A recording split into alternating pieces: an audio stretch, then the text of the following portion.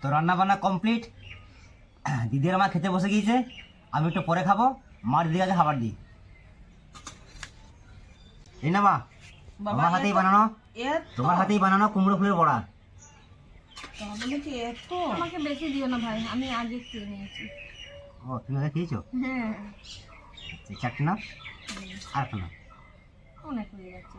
এই না মা, তোমার সব থেকে পছন্দের জিনিস কি বলো তো?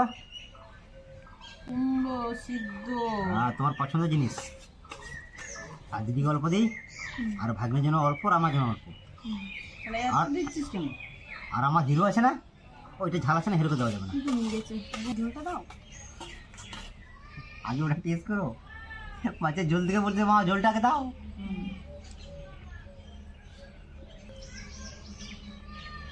কুমড়োটা সুন্দর হয়েছে, সিদ্ধ কুমড়োটা ভালো হয়েছে না?